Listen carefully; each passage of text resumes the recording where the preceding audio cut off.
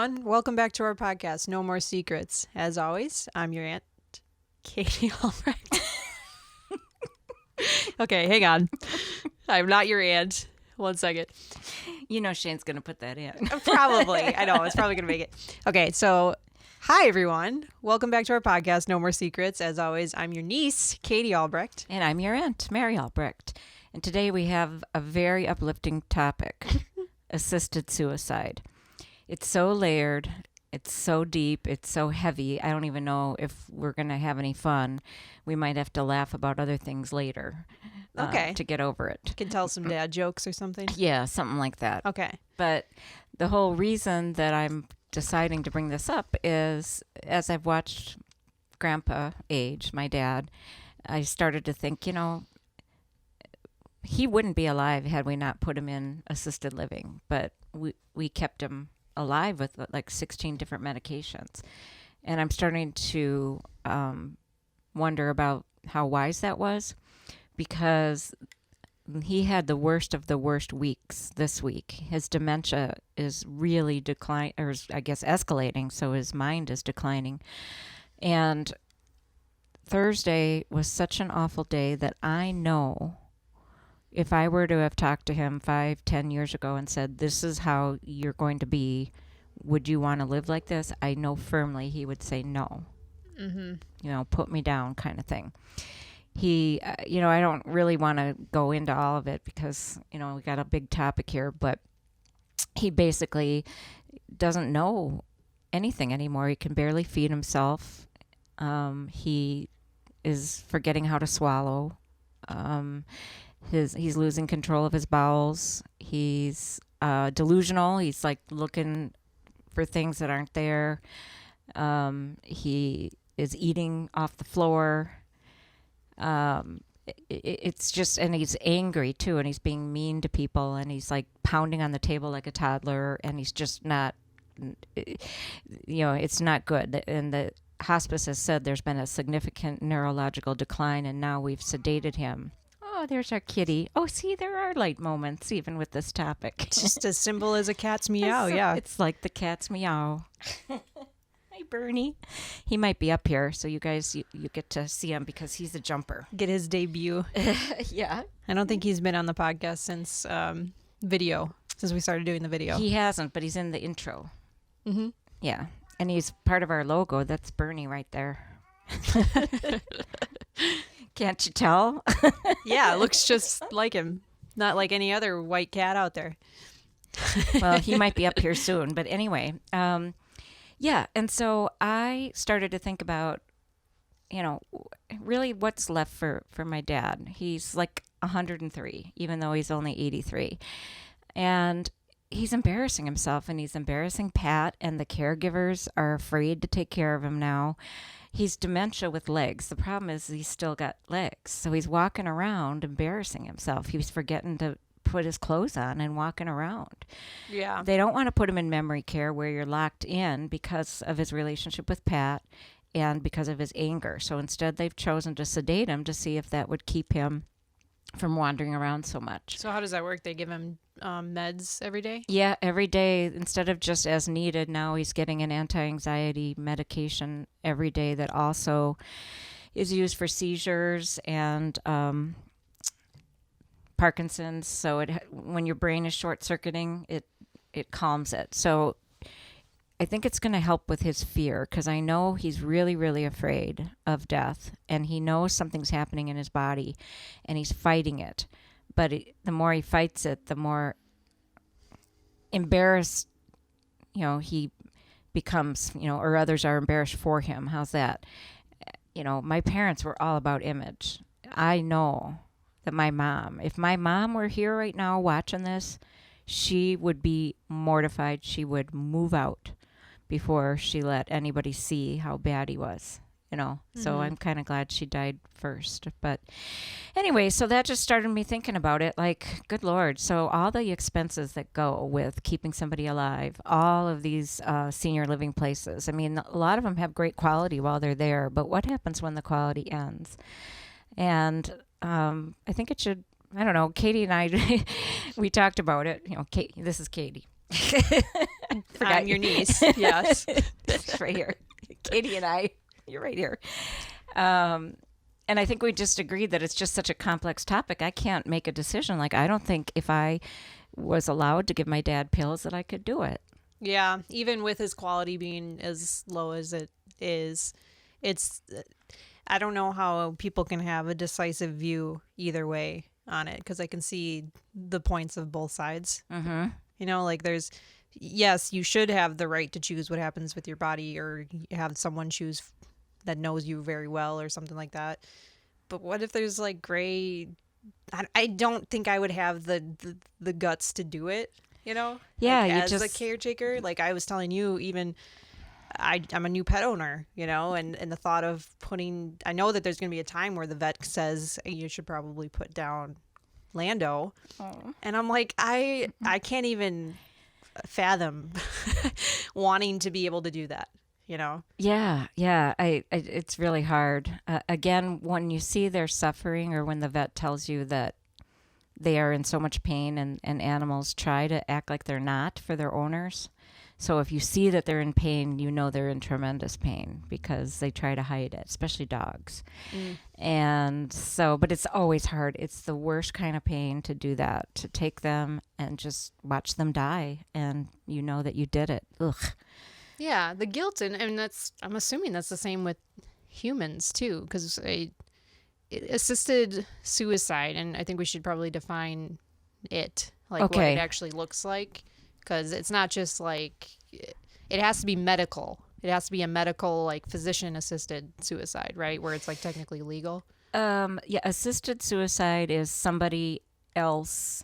Yeah, in order to be legal, right, is somebody else either giving you the drugs to do that, or doing it themselves. Usually it's done by a physician. Mm-hmm. In fact, I think it is always physician-assisted suicide. I think that's like the technical term, because we were talking about how there's that case of someone it was like a girlfriend, and she was trying to help her boyfriend.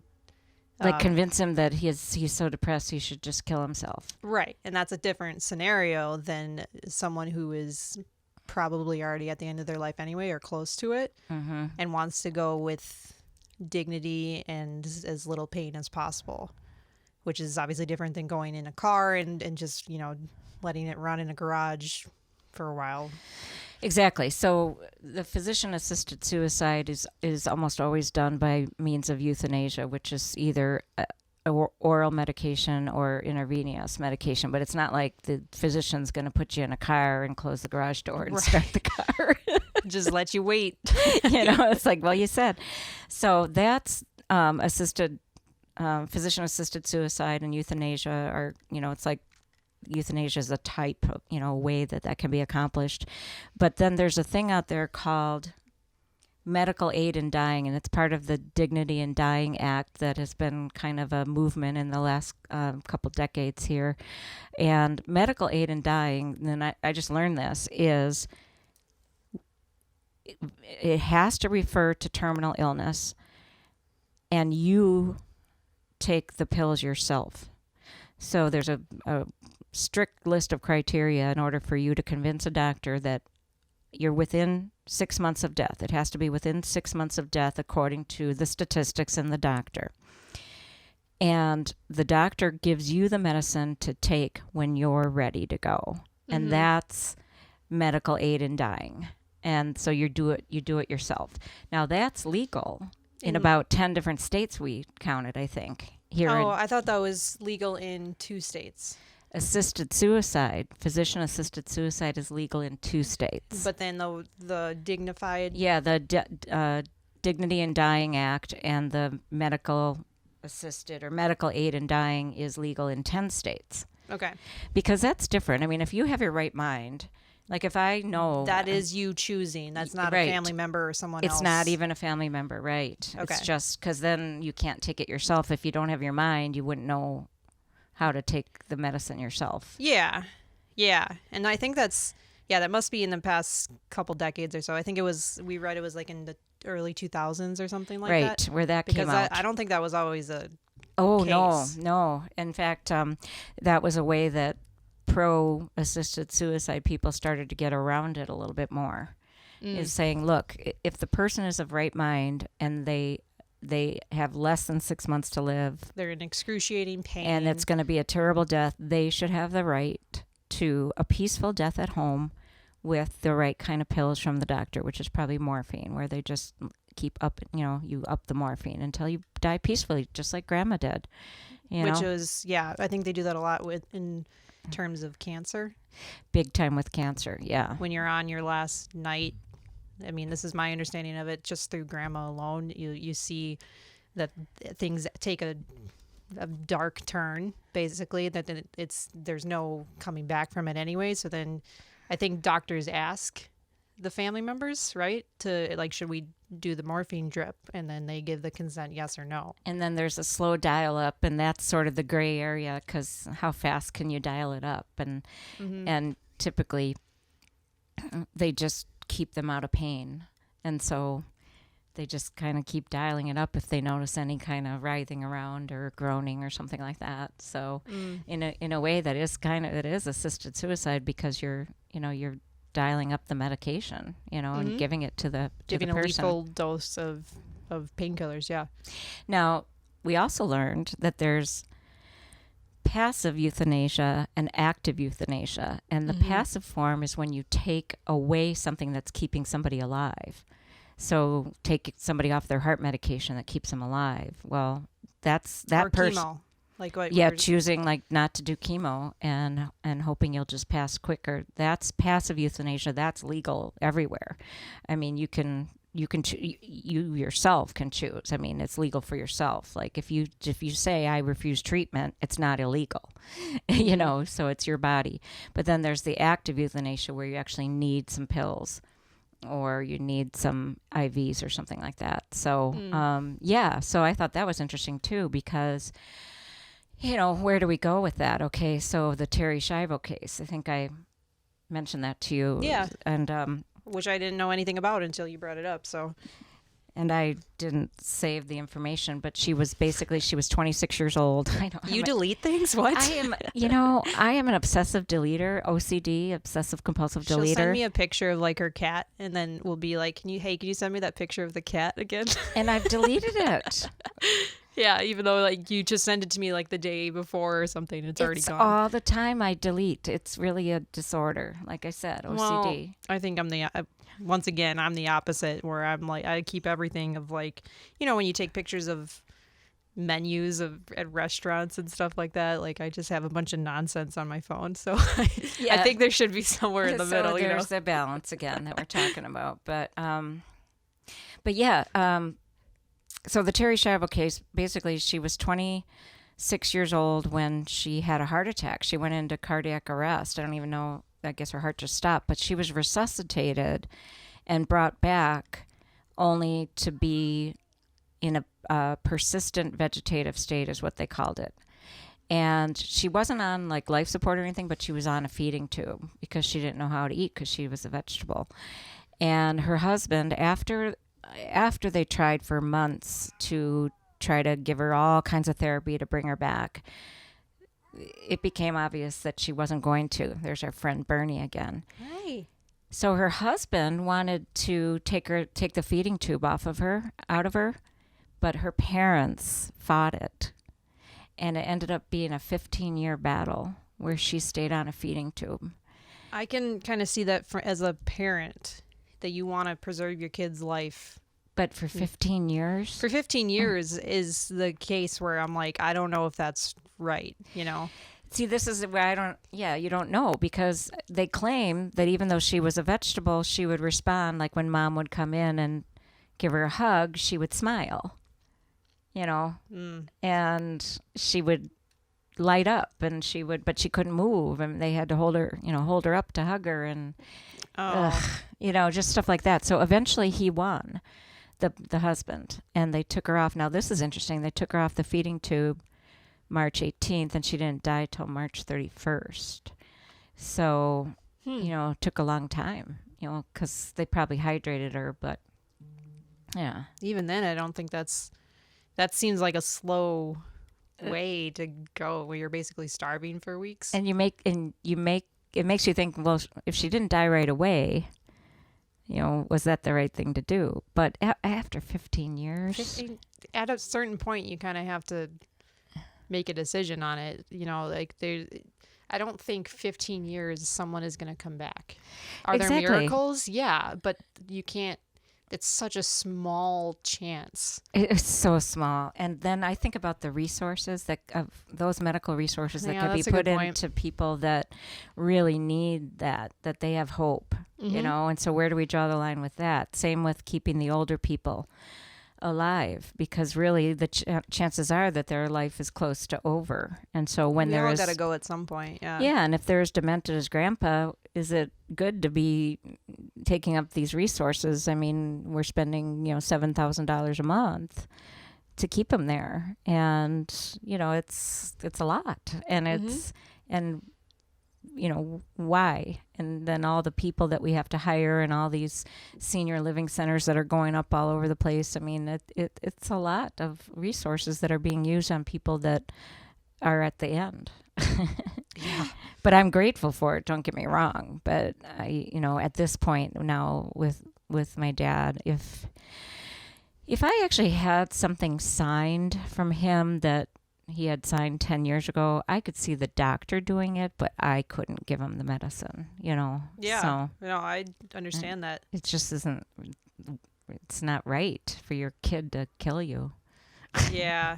No, it's not. I mean, I don't know. Is it? I don't know. So, but I would say Grandma did passive euthanasia because she refused chemo when her cancer came back. She was also so strong in her Christian faith that she believed so much in the afterlife that she was excited to go there. She was excited to meet God. Yeah. She kept saying that. Good Lord. Ha! I didn't even mean that. See, we can laugh. Good Lord, Jesus Christ. She was excited to see the good Lord, yes. Oh, God. Oh, jeez. Oh, Jesus. Yeah, to say all the religious slurs or whatever. But no, I think she was kind of excited about it, and it's different than her. I mean, she was also in a lot of pain from cancer. That's now that I think about this. I was thinking that it was going to be a little bit different, but it's not really, because she was both excited to go meet God and then was also like, I don't want to do this anymore. She was too uncomfortable. Yeah, but she was the type that wouldn't actually say that. And she had fought it for a lot of years. True. It was building, I think, before it became really bad. Yeah, exactly. Yeah. Oh, 8 years. Yeah. She went away for a while, and then she got her bladder removed, and then it came back, and then, so yeah, it wasn't like it was a new thing. So she was like, I'm done, Right. But then there's Okay, here we are. He wants to come up? I think so. I think he's up. Oh, there he is. Hey, he made his you guys, look at No More Seekers debut. Beautiful animal. He is so beautiful. Like, he's just so white. Have you noticed? And he walks like a supermodel. He's got long legs, and he kind of crosses them over. And he's a literal catwalker. Mm-hmm. Belongs on a catwalk. He belongs on a catwalk. This is Bernie. He used to like the butt rub, but he's got arthritis back there now, so he doesn't like it as much. He thinks he likes it, but then he turns around and bites me. That's such a cat move. So anyway, I want exactly 2 belly rubs before I bite the shit out of you. Yeah, exactly. Sad Cat Diaries. So anyway, and then there's the case of this Brittany Maynard, who was she young? She was how old was she when she got the terminal cancer? She was 30 when she killed herself, but she actually moved to Oregon because assisted suicide is legal in that state and Washington state. So she moved from California to Oregon once she got her brain tumor diagnosis. And she knew that she, at some point when it got too bad, she was going to choose to take her life. And it was very controversial. People were all over her, and she became an activist for assisted suicide. And she lived her life for like 5 years, I think, before she actually said, okay, this is it now. And she was surrounded by her parents and her siblings and her husband, and she wrote a goodbye. And she got to say goodbye. I think that's the hardest part when it comes to losing people is you want to be able to say goodbye. And unfortunately, there's a lot of ways you can die that doesn't happen. Right. Cancer is a way where you can say everything you need to say. You're still grieving, but I feel like it's not as dragged out. Right. Because there's no unfinished business or, anything like that. And once again, I mean, this is not a way that I think in my mind that I would want to set the date of my own death. I can't imagine thinking like that. That doesn't mean that there aren't people out there that do think that. I mean, look at Sandra Coiner, like how she's saying, wouldn't it be cool to imagine how you actually pass? And your death space and, make it, like, plan it in advance. Like, this is how I want to pass. Yeah. And it kind of takes the fear out of it, and I can understand that. But once again, I feel like I'd be too... I'm not in the frame of mind that would be like, this is when I'm going to do it. I know. I guess we don't really know unless we're there, though, because if you're in tremendous pain, then... Tremendous pain that you don't see an end to, or there is no end to. Exactly. Except for death. Exactly. Yeah, so she wrote, let's see. She ended her life on November 1st, surrounded by her loved ones. In accordance with the Oregon state law regarding death with dignity, a brain tumor is the official cause of death on her death certificate. She wrote her final post online. Goodbye to all my dear friends and family that I love. Today is the day I have chosen to pass away with dignity in the face of my terminal illness, this terminal brain cancer that has taken so much from me, but could have taken so much more. Mm-hmm. Oh. See what I mean? Not a fun topic. But nevertheless, I mean, she got married in 2012. Then she got her diagnosis. But then right after her diagnosis, she made a bucket list, and she went and did everything on her bucket list in 2 years. And then November 1st, 2 years after her diagnosis, she took her life with their blessing. So, yeah. This makes me think of, and this is dark, but I had a friend that passed away with brain cancer. That's right, young. Who was my age. 26. Yeah. She was when she died, right? 27 or 28, I think. Okay. Yeah, it was pretty recent, and she originally battled the cancer, and it was really great because they thought the cancer had disappeared, but then after scans, after a couple years, it came back and grew legs and was ultimately terminal, Yeah. And I think it was kind of the whole process, I remember I found out in the fall, and they were hoping that they would keep her around to the holidays. But it was a lot longer than that, actually. Like, where she was suffering and in pain, and I don't think on any anything to keep. They were doing the passive stuff where she wasn't doing chemo anymore because it was just too far advanced and everything. And then she ended up passing, I mean, probably 8 months later. Oh, and she suffered for that long. Yeah. And this was in Wisconsin, and I don't know what the legislation is up there, but I don't think it's one of the states that allows the assist. Did you say no? It's not one of the states. Yeah. The medical aid in dying, the death with dignity, basically. Yeah. The medical aid in dying. Yeah. So it's a challenging situation because I see her as my friend, and I'm like, I don't want her to leave, and like I feel like she had so much more life to live, but there really was no reverse. Do you think she wanted to die? Was she ready? Because she was in. Did you ever know that part of her? Like, I didn't know. Yeah. Look at he's really making a good showing here. Yeah. Okay, there he goes. So, From what I heard, she was kind of sad that she was going. Yeah. Oh, that's the other thing. It's Is like knowing that you're going. I mean, she was so young that you can't really have built your faith to the point where, I don't know, maybe you can, but it's not like Grandma who worked on her faith her whole life, And she was 76 by the time she passed. Yeah, so it's a natural life. It was a long natural life. Yeah, but when you don't even make it to 30, it's a different. Yeah, big difference. So different scenario. And then we have the cases like Terry's brother. He was 65 years old, and he was kind of weak, so he had a scooter that he used around the house, like just one of those little scooters that you can use with your legs, but you can sit and scoot around on it, like a doctor's stool, that you can sit on and roll across the room. And so he went out on the porch to talk to his neighbor on that stool, and it just so happened that this porch had a 4-inch slope that we didn't really realize that wasn't up to code. And when he turned around to go back in, the wheels slid backwards, and he fell backwards down 10 concrete steps in downtown Chicago and cracked open his head.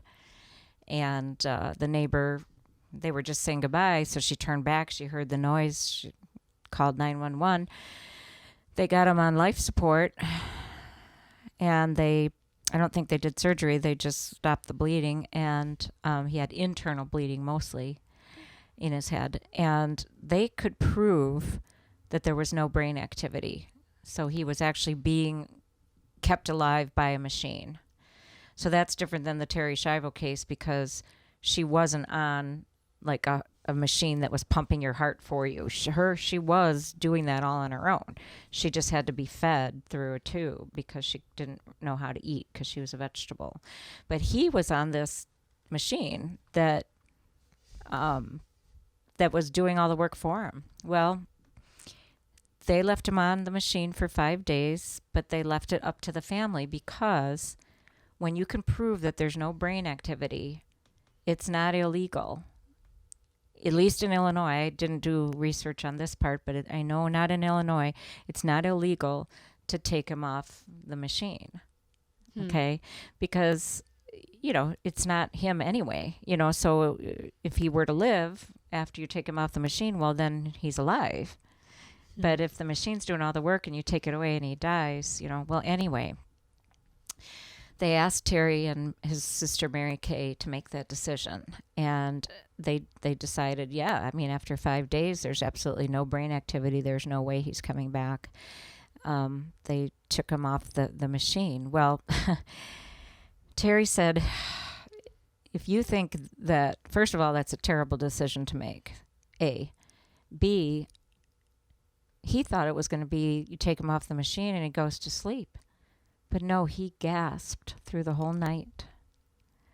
Like, for the whole night. So he was struggling. He was struggling. And Terry stayed all night with him. Mary Kay had to go home. She couldn't take it. Oh, gosh. And it took him, 12 hours to die. So that's obviously different than the assisted suicide, or doctor-assisted suicide, where they actually inject something. Yeah, that didn't make sense to me. Why wasn't he on morphine? Why did they let him gasp? In pain. In pain or discomfort or something? I mean, he was gasping for hours. Oh, gosh. See, that's a nightmare situation where you think you're doing the right thing and then they end up suffering. Oh, yeah. And Terry, he'll never, he doesn't think he did the wrong thing. But he wished that he would have been guided a little bit more, like, yeah, we're going to take him off, but there's a chance that he could gasp all night. And if that's the case, let's give him morphine so he's comfortable. Yeah, get the option for it. Yeah, but nobody, I don't know. Terry, he won't. Back then, he wouldn't talk about it. And even now, he still won't. It's too painful for him. I can imagine that's very traumatizing. Yeah, he had to compartmentalize that, like we talked about last week with difficult people. So anyway, difficult situations. Yeah. So there's so many levels, but then you think about, I think you brought this up, Katie, the people that are young, but they're paralyzed from the neck down. Yes. And there is a pop culture reference that I think of. It's the book Me Before You Oh, Have you read that? No, but no. You've read some of her, I think, of the other of her other work and stuff. Okay. But that's a fictional story about exactly that, about this girl who meets a guy who is in a wheelchair, who is like 30 years old. And before this, he had everything going for him. Like, he had this awesome like wife. He was rich. He was, he had like a really great life. But then she meets him as the wheelchair person, kind of falls in love with him that way. But he insists that this isn't my life. I like you. I like what the relationship I've had with you, but this isn't what I wanted for myself.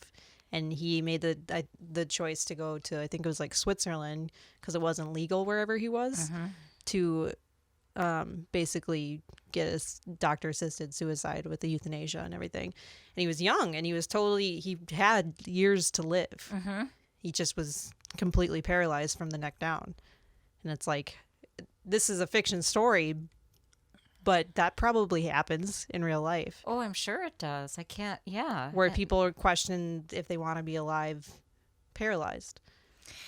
Right. So there's that too. And, you could argue, there's all kinds of arguments, but you could argue that, well, maybe they'll come up with solutions for that, like stem cell, replacements and things like that you can, like Christopher Reeve, he lived for 9 years paralyzed from the neck down, and he advocated for stem cell research because it was proven that you could use your stem cells or other people's stem cells to generate nerves. So you could argue that too, but then there's the politics, and then there's the whole religious base of things, and then your family members that don't want to see you go, right? Because you're fully, you can still talk and communicate, and you're still there, and they still want you there, and it's like, how do you?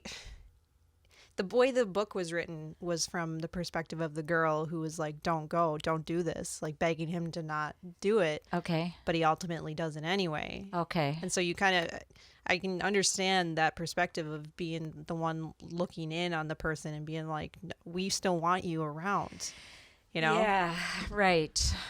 But to what extent do you want them to suffer? To them to suffer, yeah. If they're suffering, is it really the best move? It's a really good book. I mean, really sad book. Wasn't it a movie too? Yeah. Yeah. Okay. Yeah, there was a book. And then my my chiropractor told me of one with Susan Sarandon, where Susan Sarandon had terminal cancer, and she decided to have a retreat with her family. And then at the end of the retreat, Blackbird is the name. I don't think I saw that. And they go to a beach house for the final gathering before Lily decides to end her long battle with ALS. That's a terrible one. The couple plans a loving weekend complete with holiday traditions, but the mood becomes strained when unresolved issues surface between Lily and her daughters, Jennifer and Anna. See, I'm sure Jennifer and Anna are like, we want you here, Mom. Yeah. Don't just leave. But ALS is the worst. That's where your body just freezes. Talk about being paralyzed. It's more than being it's like you have no control of your body, and then it like it's just I think you feel a lot of pain, right? And it convulses and yeah, I'm sure it's painful, because you can't move. Right. You get locked in there, and oh gosh. Yeah. So Blackbird, I would recommend that. I heard it's a really good movie, actually. So I think I've heard the title, but I haven't seen it before. Now, I'm going to get back to this thing that I deleted and I put on your text here because I thought this was an interesting statistic. Statistics would probably be good. Okay. Did you find it? In countries where euthanasia or assisted suicide, basically the same thing, are legal, they are responsible for a total of between 0.3 and 4.6 deaths. So I feel like that's a really 0.3% and between 0.3 and 4.6% of all deaths. And that includes passive and active? Yeah. I mean, I'm sure. But 70% of that small percentage are related to cancer. When people get terminal cancer, they just want to go. But in Oregon, this is in like that first statistic was all over the world, but in the United States, where assisted suicide is legal in Oregon and Washington state, fewer than 1% of physicians write prescriptions that will assist suicide each year. So less than 1%. So that's kind of good to know. I don't know why. But see here, then 1/3 of the doctors would consider assisted death for dementia patients, because dementia is awful, and that kind of brings us full circle in this episode, because it's really sad to see Grandpa. Think about Grandpa, brilliant man, smart, always functional, strong. Not always the most social. Well, no. But yes, all the other things. Successful. No, not social at all. I mean, he was a robot, but that's the thing. He was a robot. So to see a robot... Robots are pretty smart usually, yeah. And robots don't get dementia. I guess maybe they get rusty. True. Yeah, they might not be able to move as well, but... But this is reminding me of his dad. So his dad died of Alzheimer's, and so my grandpa died of Alzheimer's. And I remember the first time we got worried when he was trying to turn the knob on the desk and kept saying, "Why isn't this TV working?" And we all looked at each other and we were like, oh. Yeah. You know, and he became just gone. He couldn't talk. He couldn't, it was just awful. And my dad is like reminding me of him, you know, to the T. And it's just really, really hard. And I wish that he would be taken peacefully in the night. I don't understand why people like that live, but then people like your friend die, you know, from at young 20 age. whatever with brain cancer, you know. Yeah.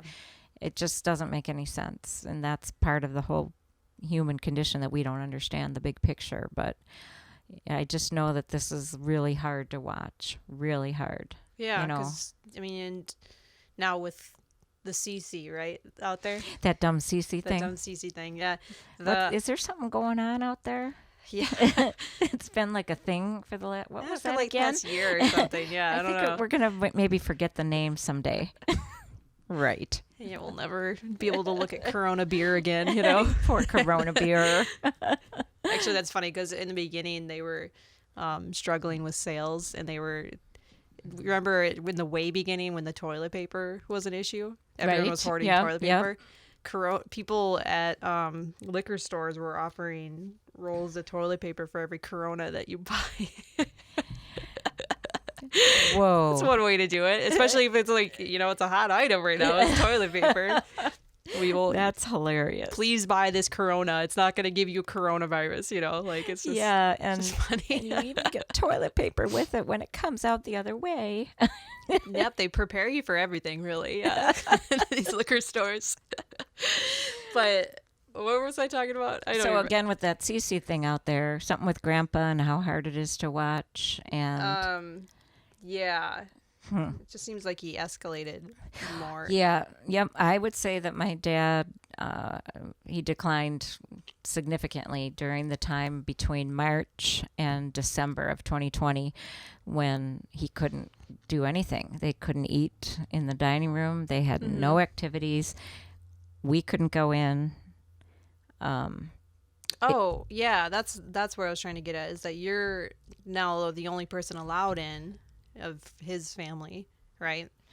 Right. And then that'll probably change soon with vaccines and stuff. But it's a lot of pressure when you don't have anyone else you can like talk to about this. When I can't, as a family member. Yeah, right. So like you guys can't go in and give me your assessment of Grandpa.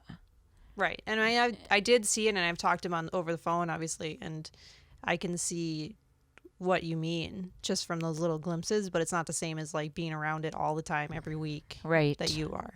Well, and on Easter Sunday they allowed Pat's son to come in because he was fully vaccinated and it was Easter and he made an appointment, but he hadn't seen my dad for over a year, And he was shocked. So there's somebody that hadn't seen the decline as it was happening, and he couldn't believe the difference in a year, you know. So so that was kind of validating to hear, because I was like, I think he's declining pretty much. This was before this awful week. So that was last Sunday. Yeah, but it's hard to tell when you're around it all the time, and right. It makes sense. Right. So I really do wish he would pass at this point, for his sake and for my sake and even for Pat's sake, because she doesn't want him in memory care, but she is having a hard time watching this, you know. She just feels like he's already gone, you know. And it would just be better if he were to go. Now, that being said, I know I'm going to be really sad, even though I complain about him all the time. Because, you know, you just that mixed emotion. That's why I think every kid that helps their parent through the end of their life feels the same way, though. You're tired of it, but then when they go, you're sad. Yeah, because it's your parent. That's why I don't think I could live with myself if I actually accelerated it. Yeah. You know, I mean, legally. Certainly couldn't live with myself if I did it illegally, because that would be murder. Yep.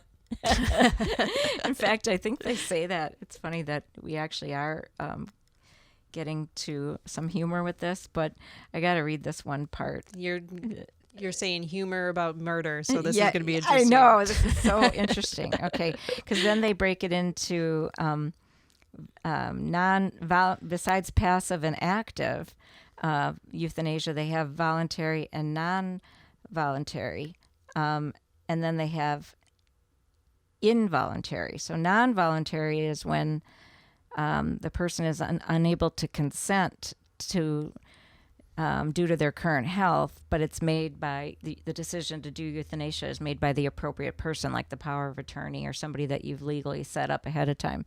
But then they go on to distinguish it from involuntary euthanasia.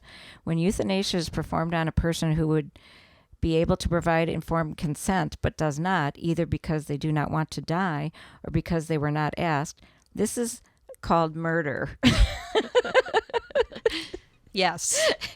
And I'm like, okay, that's sort of obvious. Thank you for clarifying this. Yeah. This is called murder. But they probably have to put that in the article just to make sure that people know. Well, know. Right. And then you even brought up the slippery slope that happens where people could fake it. Fake consent of their loved one. Yeah. Yep. Just because they want to kill them. So my hematologist in 2012 was found floating in Lake Michigan. Oh, I remember that. At age 44. And they ruled it a suicide, but everybody around her thinks that her husband killed her and gave her a bunch of pills and threw her in Lake Michigan, but they weren't able to prove it. And he said she wanted to die. She was depressed. This doesn't surprise me. She talked about it all the time. Yeah. She must have gotten into my medicine cabinet, or she's a doctor too, but he was a psychiatrist, so he had all kinds of, and she just decided to end it. But nobody could believe that, but he got off. Okay, so that would be an example where he might have, it wasn't, that was just straight suicide, but he said she was suicidal and he used it to kill her, we think. You know? Yeah, or you forge a signature or something like that. You never know. Just because you want them dead, and that's like a whole different level. That's a whole different situation and could be easily faked. Not saying that every person that was helping their loved one pass is doing that, but in every circumstance there's always going to be crazy people that do the extreme. Right? You can't get away from it. Every situation has that evil side, like we talked last week. You know, there's difficult and then there's evil. And they pop up in every type of thing. And if assisted suicide was legal everywhere, I think we would see some cases of people doing the extreme of when there is no consent, or it's not even what they want, or anything. Right. So it's just it's so complex. It's a complicated subject. Yeah. I find it interesting though, and the different legalities around it, and I also find it interesting that people can be across the board for it or against it, even to the point of being activists. I find that interesting too. I can't relate. I can't be that passionate about it because I don't know.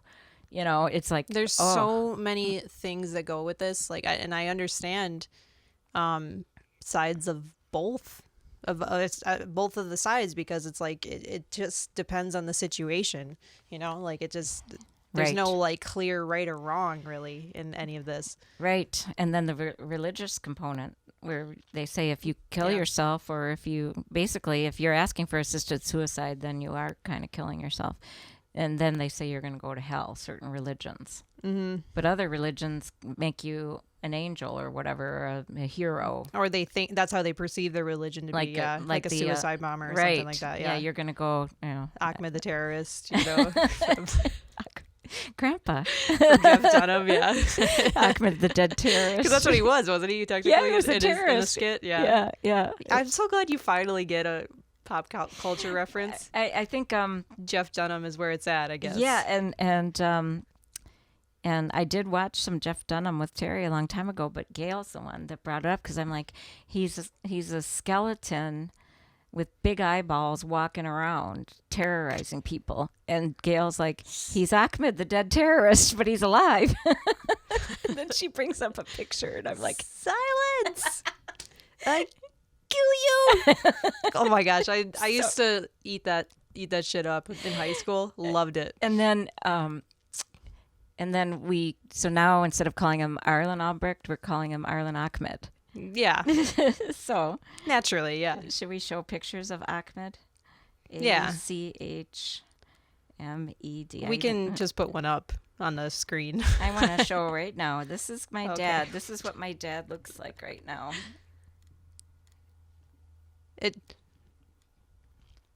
Yeah.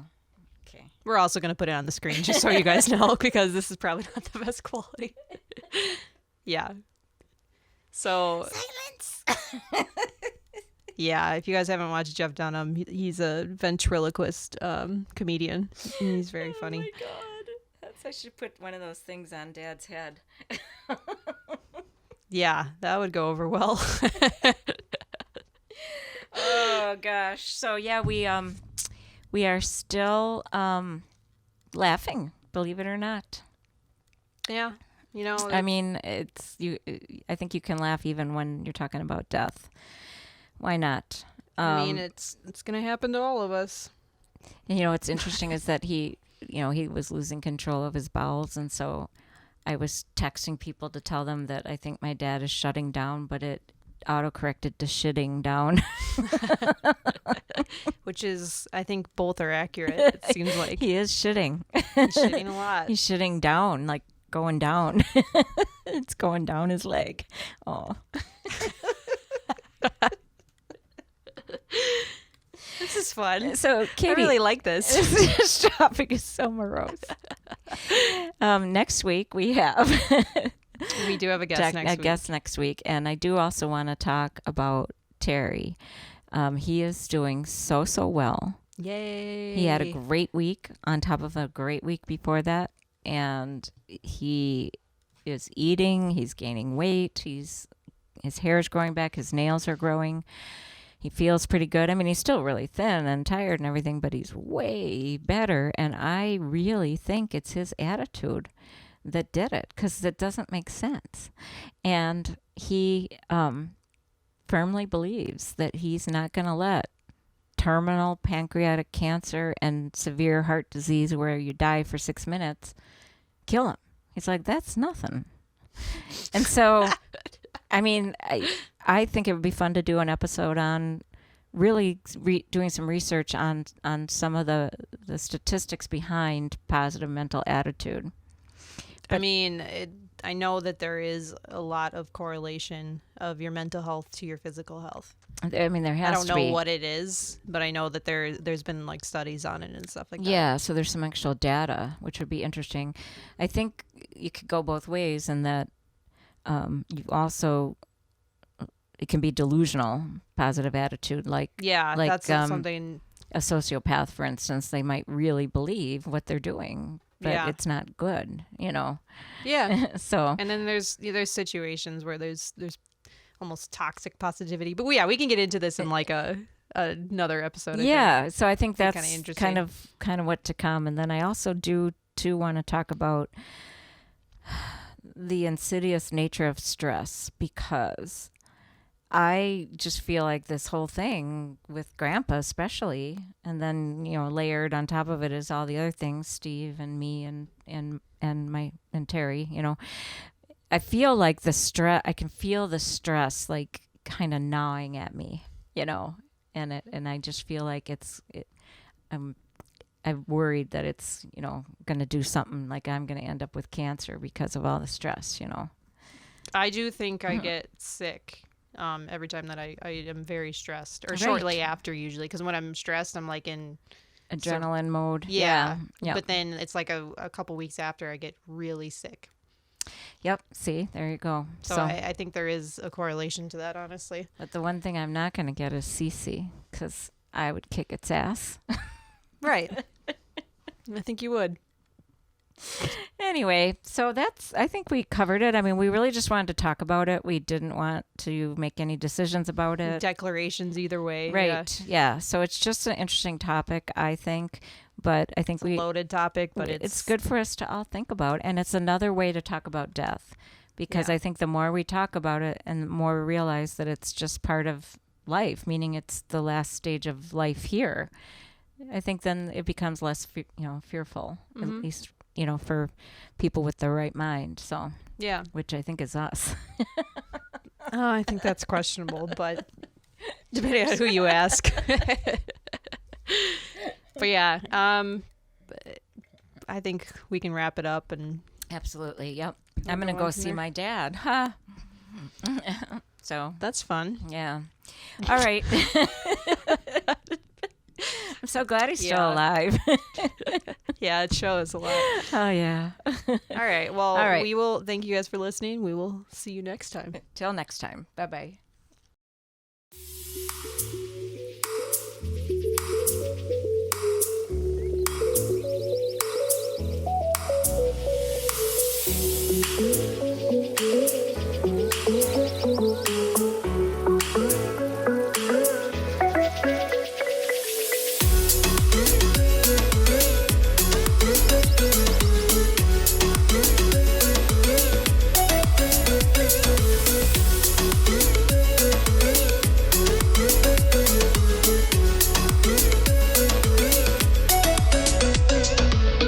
Hey guys, thanks for checking out this week's episode of No More Secrets. If you liked what you saw, subscribe below.